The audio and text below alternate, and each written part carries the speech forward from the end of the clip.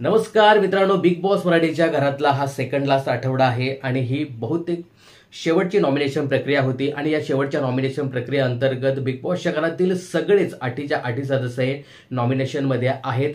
आणि काय झालं ना की या 8च्या 8 सदस्यांचा एक वेगळासा फॅन फॉलोइंग वर्ग तयार झालाय आणि ही जी काही नॉमिनेशन प्रक्रिया आहे या नॉमिनेशन प्रक्रियेला फॅन्स लोकांनी खूपच सिरियसली घेतलंय आणि प्रत्येक जण आपल्या फॅन्सला वाचवण्याचा प्रयत्न करतोय. अशी वोटिंग सध्या होताना दिसते की ह्या शेवटचाच आठवडा आहे आणि याच आठवड्यामध्ये विनर डिक्लेअर होणार आहे अशी परिस्थिती सध्या पाहायला मिळते.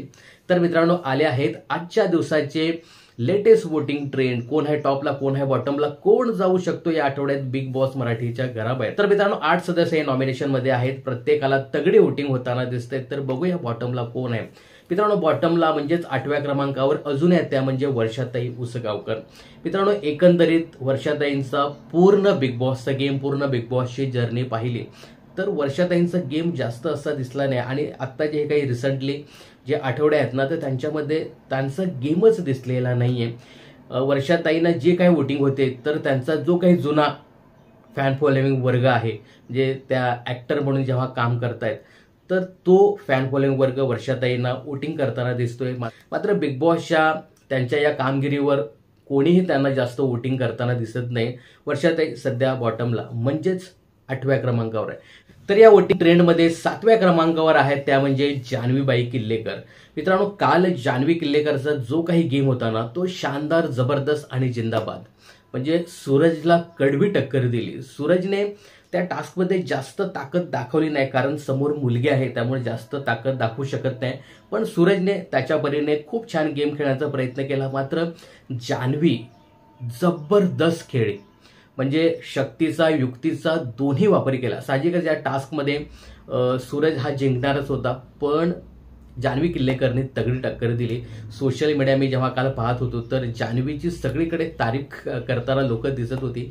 पण ही जी काही तारीफ आहे ना ती आजच्या दिवसापुरती किंवा कालच्या दिवसापुरती होती. जान्हवीने पूर्ण सीझनभर जे काही केलंय ते लोकांच्या लक्षातच आहे. त्यामुळे या सगळ्या गोष्टी लक्षात ठेवत लोकही तिला जास्त वोटिंग करताना दिसत नाही. नक्कीच तिची तारीफ होते पण ती वोटिंगमध्ये जास्त कन्वर्ट होताना दिसत नाही. हे मात्र जान्हवीचं दुर्दैव म्हणावं लागेल. जान्हवी सध्या या वोटिंग ट्रेंडमध्ये 7व्या क्रमांकावर आहे. नंबर 6ची गोष्ट करायची झाली तर इथे आहेत निकीबाई तांबोळी. निकीचा गेम बिग बॉसच्या घरामध्ये खूप असतो.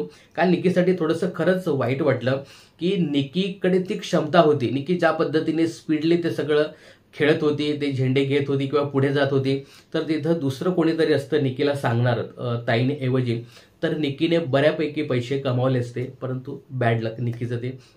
निकी खूप खेळते बिग बॉसच्या घरामध्ये, पण तो सगळा जो गेम आहे ना तो थोडासा निगेटिव्ह जातोय.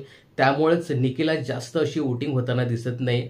या वोटिंग ट्रेंडमध्ये निकी 6व्या क्रमांकावर आहे. नंबर 5ची गोष्ट करायची झाली तर इथे आहे प्याडीदादा. प्याडीदादाचा गेम पण खूप छान आहे आणि प्याडीदादा असेल किंवा बाकीचे सदस्य असतील ना त्यांचा एक फॅन फॉलोइंग वर्ग तयार झालाय.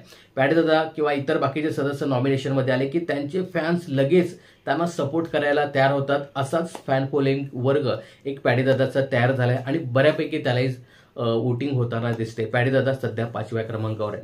नंबर 4ची गोष्ट करायची झाली तर इथे आहे अंकिता वालावलकर. पण अंकिता आणि 3ऱ्या क्रमांकावर जी व्यक्ती आहे ना त्यांच्यामध्ये थोडीशी काटेची टक्कर पाहायला मिळते. सध्या अंकिता 4थ्या, तर 3ऱ्या क्रमांकावर तो म्हणजे डीपी दादा. डीपी दादाला सुद्धा बऱ्यापैकी वोटिंग होताना दिसते, परंतु अंकिता सुद्धा डीपी दादाला क्रॉस करून जाते की काय असं सध्या पाहायला मिळते.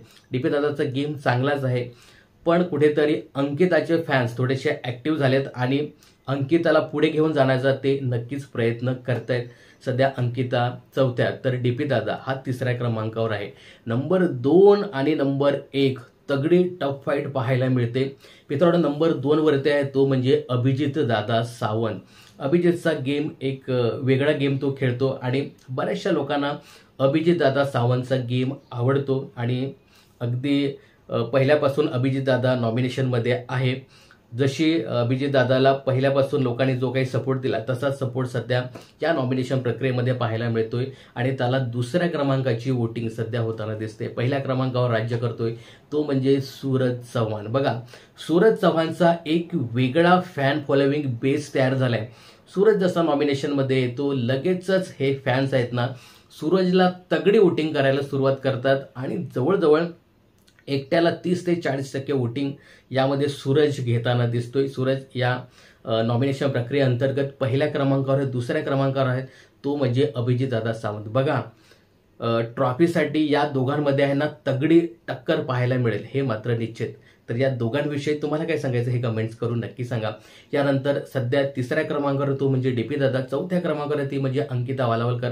अंकिता आणि डीपी दादामध्ये काटेची टक्कर पाहायला मिळते. यानंतर 5व्या क्रमांकावर पॅडी दादा, अगदी 6व्या क्रमांकावरती आहे त्या म्हणजे निकी तांबोळी, 7व्यावरती आहेत जान्हवी किल्लेकर आणि अगदी खाली ताई आहेत. आता बघा जर या आठवड्यामध्ये डबल इलेक्शन झालं तर जे कोणी बॉटमला आहे ताई आणि जान्हवी यांच्यावरती बिग बॉस मराठीच्या घराबाहेर जाण्याची नक्की टांगती तलवार असणार आहे. आणि पॅडी दादा सुद्धा या जरी त्यांना वोटिंग होत असली तरीही थोडेसे ते डेंजर झोनमध्येच आहेत, कारण निकी तांबोळीला हे या आठवड्यामध्ये तरी काढणार नाही.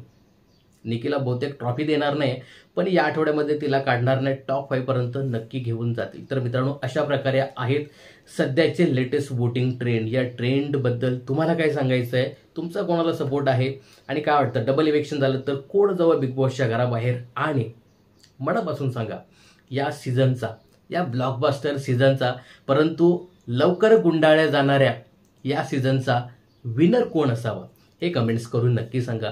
बिग बॉसच्या अशाच अपडेट जाणून घेण्यासाठी चॅनलला सबस्क्राईब आणि फॉलो करायला विसरू नका.